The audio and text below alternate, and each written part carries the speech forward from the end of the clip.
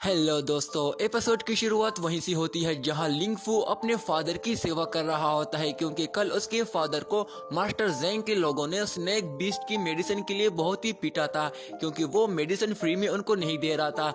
अब तभी लिंग फू का फादर उसको कहता है कि जेंग फैमिली के लोग बहुत ही ताकतवर हैं, इसलिए उनको मैंने अपनी मेडिसिन फ्री में दे दी क्योंकि मैं तुमको किसी वजह से भी मुश्किल में नहीं देख सकता हूँ। जिस पर लिंग फू कहता है कि नहीं पापा, मैं उनसे इस बेइज्जती का बदला लूंगा। पर उसका फादर उसको रोकता है और समझाता है कि जिंदगी बहुत ही प्यारी है, ऐसे बिना वजह कुत्ते की मौत मारे जाओगे। जिस पर लिंग फू उसको जवाब देता है कि लेकिन उनने आपको कुत्तों की तरह मारा है। जिस पर उसका फादर उसको कहता है कि अबे चुप कर जा, तू अकेला है, मास्टर जेंग हमारे सिटी का किंग है, वो तेरा कीमा बना देगा, चुपचाप बैठ जा यहाँ। और फिर उसका फादर उसको समझाता है कि जेंग फैमिली का यंग मास्टर फेरी सेट के एकेडमी में प्रैक्टिस करता है, वो हर 3 साल बाद अपने फैमिली से मिलने यहाँ आता है, इसलिए तब तक उसका वेट कर ले। यहाँ इस कॉन्टिनेंट में जेंग फैमिली सबसे ताकतवर है, इसलिए उनसे कोई भी पंगा नहीं लेता। पर तुम मुझे ये बताओ कि तुमको फेंगमिंग माउंटेन में तुझे क्या हुआ था?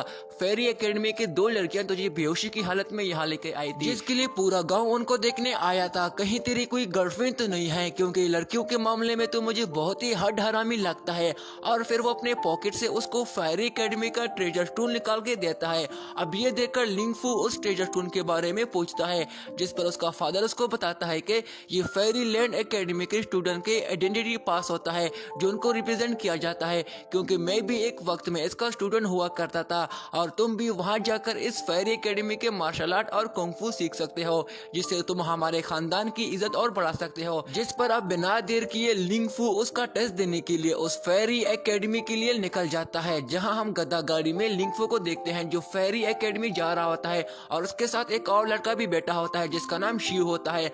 अब शिव उससे पूछता है कि अबे गधे, तेरे पास ये टूटी हुई कुपर रिंग किस सेट की है? कहीं तूने चुराई तो नहीं है? क्योंकि चोर जैसी तेरी शक्ल लग रही है। जिस पर लिंग फू गुस्से भरे आंखों से उसको देखता है। ये देखकर शिव कहता है कि अबे गधे, मुझे क्या देख रहा है, मैं तेरी आंखें निकालकर उनसे गोटियां कीलूंगा। जिस पर लिंग फू उसके मुंह पे जोरदार रोटी मारता है और साथ ही लिंग फू उसको अपनी पावर्स की हल्की सी डेमो दिखाता है। अब यहाँ पे हमारे सीन चेंज होता है, जहाँ हम देखते हैं कि लिंग फू वेंड वैली पहुंच जाता है और वहाँ उसके अलावा और भी स्टूडेंट आए हुए होते हैं। जिस पर शिव कहता है कि मैंने सुना है कि वेंड वैली इस तियालिंग किंगडम का सबसे बड़ा क्लैन है। अब यहाँ पे बाकी स्टूडेंट की बातों से हमें पता चल जाता है कि वेंड वैली सबसे पुराना क्लैन है। इस कॉन्टिनेंट के हर क्लैन के फैमिली के स्टूडेंट इसके एग्जाम को पास करने के लिए आते हैं, मगर लोजिया जोंग पिछले 1000 सालों में पहला 11 साल नौजवान लड़का था जो इसका टेस्ट पास करके इस एकेडमी का लीडर बना था। अब तभी वहाँ फेरी सेट के सभी हैवली मास्टर वहाँ पहुँच जाते हैं। अब ऐसे फ्लैंक टेक्निक को देखकर वो सभी स्टूडेंट भी काफी हैरान हो जाते हैं कि फेरी फैमिली के पास तो लाजवाब किस्म के मेथड हैं।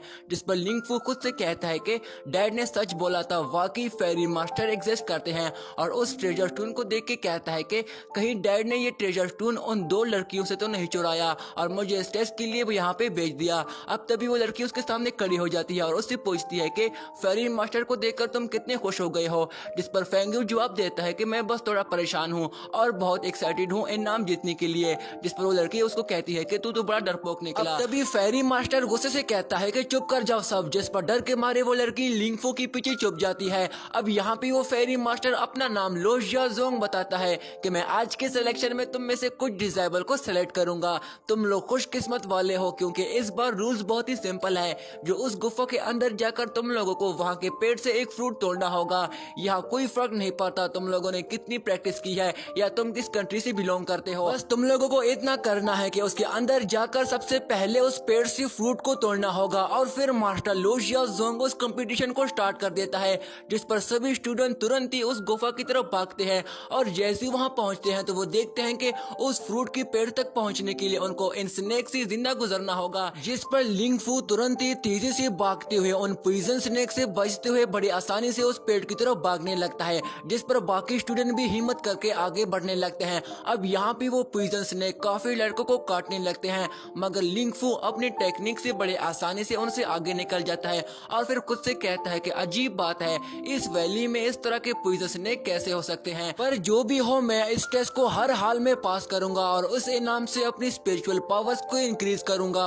अब तभी वहाँ शियू एक लड़के को लात मार के नीचे गिरा देता है ताकि सभी स्नेक का ध्यान भटका सके। अब तभी दूसरी तरफ ये देखकर फेरी मास्टर कहता है कि यहाँ कुछ नल्ले अमीर आलसी लड़के हैं जो गरीब खानदान के लड़कों को मारकर ये टेस्ट पास करना चाहते हैं।